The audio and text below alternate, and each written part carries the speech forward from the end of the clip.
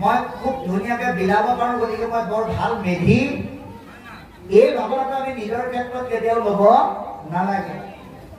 মোৰ পৰিচয় হ'ব লাগে মই কৃষ্ণৰ এজন সেৱক। গতিকে মহাপুৰুষ গুৰুজনাই সেইটোকে কৈছে যে ইয়াত মোৰ নিজৰ শক্তি নাই, মই পৰতন্ত্ৰ স্বতন্ত্ৰৰূপী ভগৱন্তৰ সহায়ত হস্ৰই দীঘই বৰ্ণৰ সহায়ত তেওঁ নিৰ্দেশ ক্ৰমে মই এই বিষয় বস্তুখিনি বিশ্লেষণ কৰিবলৈ আগবাঢ়িছো। বৈকুণ্ঠৰ শাস্ত্ৰইটো মহাভাগৱত পাইলা পৰীক্ষিতে শুক মুনিৰ মুখত। এই ভাগৱত ক'ত আছিল? বৈকুণ্ঠত আছিল।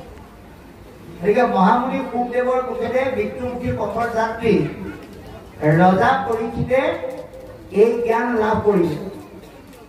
এতিয়া পৃথিৱীত ইমান ৰজা মহাৰজা আছিলে, এই ভাগৱতে পৰীক্ষিতে পালে কেলে পালে বাৰু? ৰজা হোৱাৰ কাৰণে পালে নেকি, নে বৈষ্ণৱ হোৱাৰ কাৰণে পালে? অকল ৰজা হোৱা বা বৈষ্ণৱ হোৱাৰ কাৰণে তেওঁ ভাগৱত কোৱা নাই। ভাগৱত জ্ঞান লাভ কৰিব পৰাৰ যিখিনি যোগ্যতা সেইখিনি তেওঁ গৰ্ভতে অৰ্জন কৰি আহিছে। কেনেকৈ?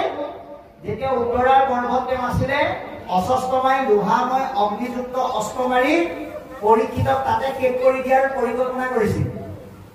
কিন্তু উত্তৰাই ভগৱন্তক স্তুতি কৰিলে, অনাহি চিন্তা মৰু যদি ইহি সৰে ফুটি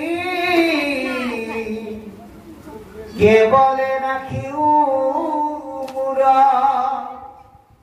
ইটো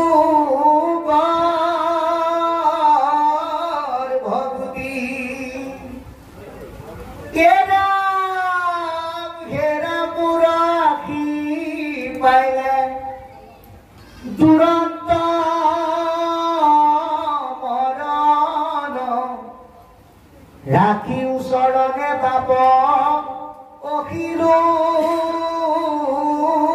শৰণ। গতিকে মৰণৰ সময়ত আশ্ৰয় ললে ৰক্ষা কৰিব পৰা দেৱতাজন যে কৃষ্ণ, সেইটো উত্তৰাই প্ৰমাণ কৰি থৈ গৈছে।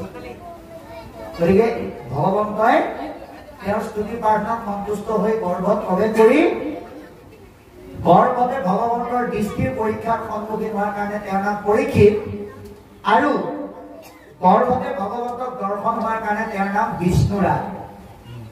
গতিকে তেওঁ এই যোগ্যতাখিনিৰ কাৰণে মহামুনি শুকদেৱৰ মুখেৰে ভাগৱত শুনিলে। কিমান দিন? বোলে 7 দিনৰ শুনি সুখে তৰিলা নিৰ্গতি।